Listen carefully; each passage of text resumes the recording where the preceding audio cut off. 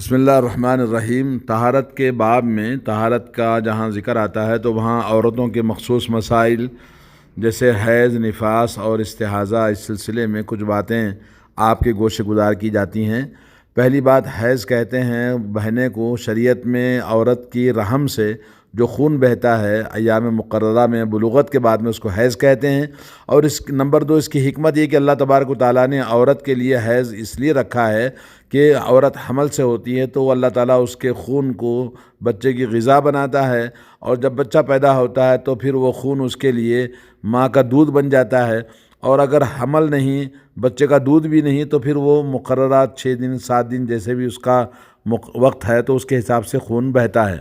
Number 3 یہ کہ حیض کا کلر کیسے ہوتا ہے، خون کیسے کا، اس کا رنگ کیا ہوتا ہے، تو اس سلسلے میں حضرت فاطمہ بنت ابی حبیش کی حدیث میں اللہ کے نبی نے فرمایا کہ وہ کالا ہوتا ہے، اور دوسرا ہے کہ اس کا کلر سرخ رنگ کا ہوتا ہے جیسے عام خون ہوتا ہے۔ نمبر 3 اس کا کلر زرد مائل پیلا جیسے پیپ جیسا کلر کا ہوتا ہے، اور چوتھا اس کا جیسے سیاہ مائل گندا پانی جیسے ہوتا ہے، اس انداز کا ہوتا ہے جیسا کہ حضرت عائشہ رضی اللہ تعالیٰ عنہا کی حدیث میں آتا ہے جی۔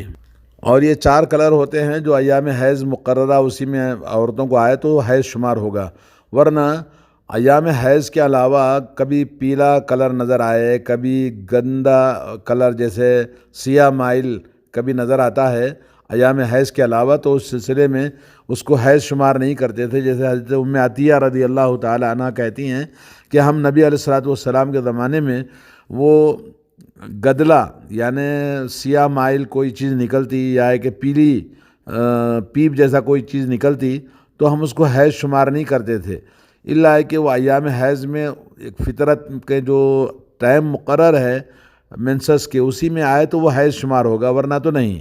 اور چوتھا مسئلہ یہ ہے کہ حیض کتنی عمر میں کب سے کب تک آتا ہے، تو عام طور پر علماء کہتے ہیں کہ جی 12 سال کی عمر سے 50 سال کے آگے پیچھے حیض برابر آتا ہے، اور 50 سال کے بعد میں ممکن ہے بہت ساری عورتوں کو حیض بند ہو جاتا ہے جی۔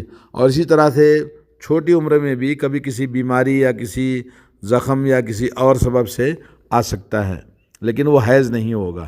اور حیض کا ایک کلر ہوتا ہے، اس کے اندر بدبو ہوتی ہے، اگر اسی انداز سے کبھی بھی آئے تو وہ حیض میں شمار کریں گے، لیکن اس کی عمر کا بھی خیال رکھا جائے گا۔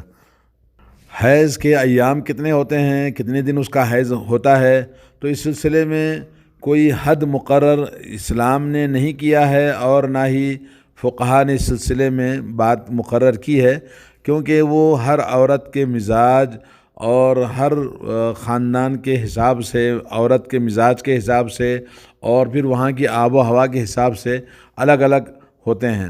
کسی کو 1 دن بھی آ سکتا ہے، کسی کو 1 دن سے زیادہ بھی ہو سکتا ہے، تو اس لیے اس میں کوئی حد مقرر نہیں کی گئی ہے۔ البتہ ہے کہ زیادہ سے زیادہ 10 دن 12 دن، کسی نے کہا 15 دن تک، اس سے زیادہ نہیں۔ اگر اس سے زیادہ اگر آتا ہے تو وہ حیض نہیں کہیں گے، اس کو استحاضہ کہیں گے جی۔ تو کم از کم 1 دن 2 دن 3 دن بھی ہو سکتے ہیں، اور زیادہ سے زیادہ 12 دن یا 15 دن تک اس کو حیض کہتے ہیں، جب اس کی علامات حیض کے نظر آئیں تب۔ احکام الحیض 5واں نمبر ہے کہ حیض کے کیا احکام ہوتے ہیں، تو سب سے پہلے حیض کے 8 احکام ہیں۔ ان میں سے پہلی چیز ہے نماز عورت کے لیے ایام حیض میں وجوباً اور فعلاً اس سے معاف ہے۔ اللہ کے نبی صلی اللہ علیہ وسلم نے فرمایا کہ حیض جو ہے وہ اللہ رب العالمین کی طرف سے ایک رگ ہے جو عورت کے لیے خاص اللہ نے بنائی ہے۔ جب حیض آئے تو فدعی الصلاۃ، نماز کو چھوڑ دو، اور جب حیض ختم ہو جائے تو فاغتسلی وصلی، حیض ختم ہونے کے بعد میں غسل کرو اور نماز پڑھو۔ تو اس سلسلے میں ایک اہم نقطہ یہ ہے کہ کچھ عورتیں نماز کا وقت ہو گیا، نماز نہیں پڑھی، اس کے بعد حیض آ گیا تو اس کے اوپر وہ نماز قضا کرنی ہوگی۔ اسی طرح سے حیض سے ختم ہو گیا مگر وہ لاپرواہی کرتے ہوئے وقت کو گزار دیتی ہے، تو اس کے لیے پھر وہ نماز جو حیض کے ختم ہونے کے بعد میں نماز نہیں پڑھی، غسل کرنے میں دیر کیا، تو وہ نماز کی بھی قضا کرنا اس کے لیے ضروری ہے۔ اور ایام حیض میں روزے بھی اللہ تبارک و تعالیٰ نے رکھنے سے منع فرمایا ہے، کیونکہ اللہ کے نبی صلی اللہ علیہ وسلم کی حدیث ہے، الیس اذا حاضت لم تصلی ولم تصم، کیا عورت جب ایام حیض میں ہوتی ہے تو نماز نہیں پڑھتی، روزے نہیں رکھتی، اس لیے اس کا دین ناقص کہا گیا ہے؟ لیکن اللہ کے نبی صلی اللہ علیہ وسلم کی حدیث ہے کہ آپ نمازوں کی قضا کا حکم نہیں دیتے تھے بلکہ روزوں کی قضا کرنے کا حکم دیتے تھے۔ حضرت عائشہ کہتی ہیں کہ میں رمضان کے روزے قضا کرتی کرتی وہ شعبان آ جاتا تھا نبی علیہ الصلوۃ والسلام کے ساتھ مشغولیت کی وجہ سے۔ تو معلوم یہ ہوا کہ روزوں کی قضا کرنا ہے اور نماز کی قضا نہیں ہے۔ اور ایام حیض میں عورت کعبۃ اللہ کا طواف نہیں کر سکتے ہیں، جیسے جو عمرے کو جائیں یا کوئی حج کو جائیں تو طواف کعبۃ اللہ کا کرنا ان کے لیے منع ہے۔ الطواف بالبیت صلاۃ، اللہ کے نبی نے فرمایا کہ طواف بیت اللہ کا وہ نماز ہے، نماز کی طرح ہے، تو اس لیے طواف نہیں کرنا چاہیے۔ اور اللہ کے نبی نے حضرت عائشہ سے کہا کہ تم حاجی جو کچھ کرتا ہے ویسے ہی کرو سوائے طواف کے، کیونکہ طواف طہارت شرط ہے۔ نمبر 4، حیض کی حالت میں عورت قرآن مجید کو ہاتھ نہیں لگائے گی۔ لا یمسہ الا المطہرون، اللہ نے کہا قرآن کریم کو پاک حالت میں پاک لوگ ہی چھوئیں گے۔ اور اسی طرح سے لا یمس القرآن الا طاہر، اللہ کے نبی نے فرمایا کہ قرآن کریم کو طہارت ہی میں چھونا ہے۔ اور اسی طرح سے قرآن کریم کے پڑھنے کے سلسلے میں بھی ایک حدیث آتی ہے، لا تقرأ الحائض ولا الجنوب شیئا من القرآن، حالت جنابت میں اور حالت حیض میں قرآن مجید کو نہ پڑھیں، یہ اللہ کے نبی صلی اللہ علیہ وسلم کا حکم ہے۔ لیکن یہ کہ بعض علماء کرام نے قرآن مجید کو پڑھنے کا حکم کے سلسلے میں اجازت ہے، اگر وہ ہاتھ نہ لگائے قرآن کو، جو اس کو یاد ہے وہ پڑھ سکتی ہیں۔ اسی طرح سے ایام حیض میں جو دعائیں ہیں، اذکار ہیں، ان کو پڑھ سکتی ہیں۔ قرآن مجید کو ہاتھ نہیں لگانا چاہیے، لیکن جو چیزیں ضرورت کی ہیں قرآن کریم کی پڑھ سکتی ہیں۔ جیسے قرآن مجید کو بھول نہ جائیں، اس لیے طالب علم ہے، طالبہ ہے، تو وہ بھی یاد کرنے کے لیے بغیر ہاتھ لگائے کے پڑھ سکتی ہے۔ نمبر 5، مسجد میں بیٹھنا حالت حیض میں منع ہے، لیکن مسجد سے گزر سکتی ہے، مسجد کے اندر سے گزرے۔ جیسے لوگ مکہ جاتے ہیں یا کہ کہیں بھی جاتے ہیں تو مسجد سے گزرنا ہے تو کوئی حرج نہیں ہے، لیکن مسجد میں بیٹھنا منع ہے۔ اللہ کے نبی صلی اللہ علیہ وسلم نے فرمایا لا احل المسجد لحائض ولا جنب، فرمایا کہ حائضہ عورت کے لیے اور اسی طرح سے جنابت والے کے لیے مسجد کو میں حلال نہیں کرتا ہوں۔ نمبر 6، حالت حیض میں عورت کی شرمگاہ میں مرد جماع نہیں کرے گا۔ اللہ نے فرمایا، یہ لوگ حیض کے بارے میں سوال کرتے ہیں، قل هو اذی، یہ گندگی ہے، فاعتزلوا النساء فی المحیض، اللہ نے فرمایا کہ ایام حیض میں، حالت حیض میں عورتوں سے جدا رہو۔ جب حیض سے پاک ہو جائیں تو پھر اپنی عورتوں کے ساتھ میں جیسے چاہے تم جب چاہے اپنی عورت سے جماع کر سکتے ہیں، ہم بستری کر سکتے ہیں۔ سورہ بقرہ 222۔ اگر کسی نے ایام حیض میں غلطی سے اس سے بیوی سے ہم بستری ہو گئی تو علماء کرام نے کہا کہ اس کو اللہ کے نبی صلی اللہ علیہ وسلم کی حدیث ہے کہ صدقہ کر دینا چاہیے۔ اور اسی طرح سے نمبر 7 یہ کہ ایام حیض میں، حالت حیض میں عورت کو طلاق دینا منع ہے۔ سنت کے مطابق طلاق عورت کو حالت طہارت میں دینا ہے، جماع کرنے سے پہلے دینا ہے۔ تو جو لوگ طلاق اس کو حیض کی حالت میں دیتے ہیں تو یہ منع ہے۔ پہلی بات اس کو طلاق بدعی کہتے ہیں، لیکن طلاق واقع ہو جائے گی، لیکن یہ غلط اس نے طلاق دی ہے۔ نمبر 7 یہ کہ عورت عدت گزارنا ہے، جیسے طلاق کے بعد میں عدت گزارنی ہے تو اس کا بھی حساب حیض سے ہی اللہ نے فرمایا ہے، والمطلقات یتربصن بانفسهن ثلاثة قروء، جو عورتیں طلاق ہو گئی ہیں تو 3 حیض انتظار کریں، یعنی رجوع طلاق رجعی کے اندر 3 حیض کی مدت اللہ تعالیٰ نے بتائی ہے جن کو حیض آتا ہے، اور جن کو حیض نہیں آتا ہے ان کے لیے 3 مہینے کی مدت اللہ تعالیٰ نے بتائی ہے۔ تو یہ 8 احکام ہوئے عورتوں کے لیے۔ باقی یہ کہ عورت حیض اور نفاس میں ہوتی ہے تو اس کے لیے کیا جائز ہے؟ اس کے لیے جائز یہ ہے کہ حالت حیض میں مرد کے ساتھ میں بیٹھنا، اٹھنا، اس کے ساتھ میں لگ کر سونا، جسم سے جسم لگنا کوئی منع نہیں ہے، کر سکتے ہیں، کیونکہ سوائے جماع کے عورت کے ساتھ آپ سب کچھ کر سکتے ہیں، جیسا کہ حضرت عائشہ رضی اللہ تعالیٰ عنہ کی حدیث ہے۔ حضرت میمونہ فرماتی ہیں کہ رسول اللہ صلی اللہ علیہ وسلم یباشر النساء فوق الازار وہن حیض، یعنی عورتوں کے ساتھ جسم سے لگ کر آپ رہتے تھے، سوتے تھے، بیٹھتے تھے، جبکہ وہ حالت حیض میں ہوتی تھیں، اور وہ اوپر کا حصہ یعنی جماع اور نیچے کے حصے میں دور رہنا اچھا ہے۔ نمبر 2، عورتوں کے ساتھ اٹھنا بیٹھنا کھانا پینا ان کے ساتھ میں جائز ہے۔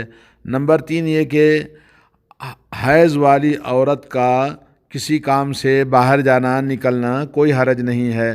جی، جیسے ایام حیض میں اللہ کے نبی نے کہا کہ عید کی نماز کے لیے عورتوں کو، حیض والیوں کو بھی لے کر آؤ، تو مطلب ہے کہ حیض کی حالت میں عورت باہر جا سکتی ہے کسی ضرورت کی بنا پر۔ اور اسی طرح سے ایام حیض میں اور مرد اپنی بیوی کے گود میں سر رکھ کر یا اس کو ٹیک لگا کر قرآن مجید کی تلاوت بھی کر سکتا ہے، جیسا کہ اللہ کے نبی صلی اللہ علیہ وسلم کرتے تھے۔ نمبر 5، حالت حیض میں عورت اپنے شوہر کی سر میں کنگھی کر سکتی ہے، اس کے سر کو دھو بھی سکتی ہے، جیسا کہ حضرت عائشہ رضی اللہ تعالیٰ عنہ سے ثابت ہے۔ اور اسی طرح سے نمبر 6 یہ کہ وہ تمام عبادتیں نماز کے علاوہ روزے کے علاوہ جو عورت کیا کرتی تھی تو اس کے لیے کرنا جائز ہے۔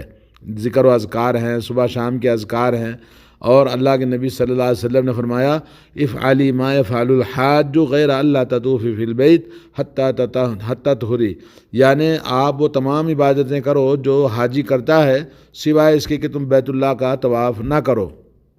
اور حیض کے پاک ہونے کی علامت کیا ہے؟ تو اس میں 2 علامتیں کہی گئی ہیں۔ ایک تو یہ کہ حیض کے ختم ہونے کے بعد میں سفید پانی جیسا نکلتا ہے تو سمجھ لیجئے کہ آپ کا میلا خون نہیں ہے، سفید پانی جیسا نکل رہا ہے، تو وہ علامت ہے پاک ہونے کی، اور مدت بھی بتاتی ہے کہ یہ اس کی مدت ختم ہو گئی تو حیض ختم ہو گیا۔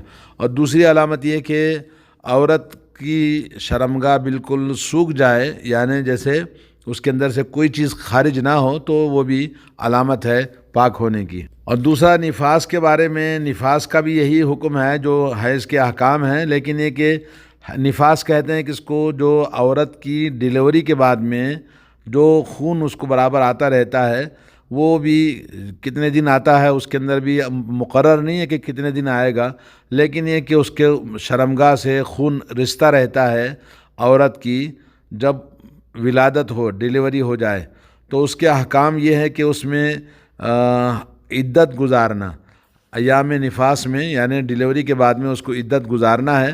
اور اس کی عدت کتنی ہے؟ جیسا کہ ہر عورت کا الگ الگ ہوتا ہے، 2 دن 5 دن 1 مہینہ، زیادہ سے زیادہ اس کی 40 دن تک بتایا گیا ہے۔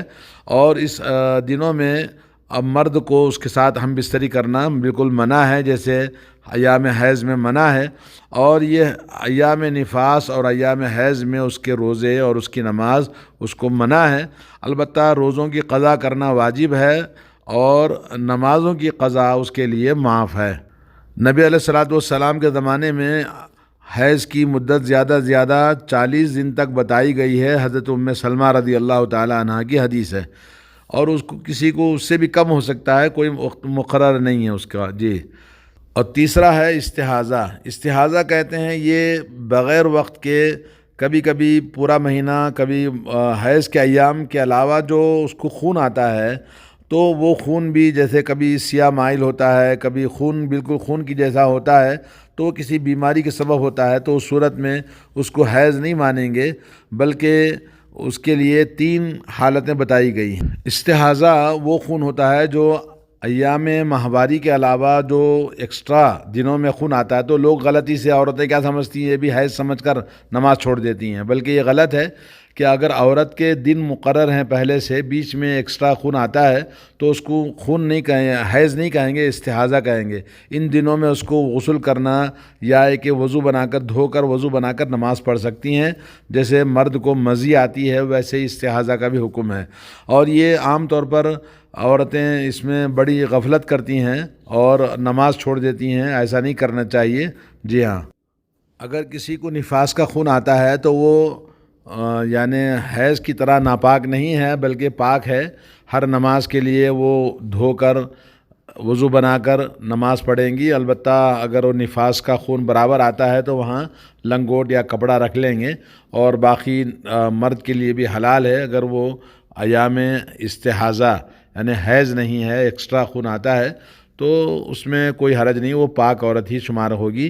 البتہ یہ کہ وہ نماز بھی پڑھے گی، روزہ بھی رکھے گی اسی حالت میں۔ اور اسی طرح سے ایک اور چیز ہے سلسل بول، یعنی سلسل بول کہتے ہیں، بعض عورتوں کو بیماری ہو جاتی ہے، مسلسل پیشاب آنے لگتا ہے، تو ان کے لیے بھی یہ کہ وہ ایسی صورت میں وہ نماز پڑھیں گی، اور البتہ نماز سے پہلے دھو کر وضو بنائیں گے، اور اس کے بعد جیسے استحاضہ ہے ویسے ہی سلسل بول بھی ہے جی۔ تو یہ کچھ احکام ہیں، اور مزید اگر کوئی چیز مسئلہ ہے تو عورتوں کو شرمانا نہیں چاہیے، بلکہ دین کے مسائل ہیں تو اس میں بغیر شرمائے اہل علم سے سوال کرنا، پوچھ لینا، اور سوال کرنے سے آدمی کی شک و شبہ دور ہوتا ہے، عبادتیں خراب نہیں ہوتی ہیں، اور دل کے اندر اطمینان رہتا ہے۔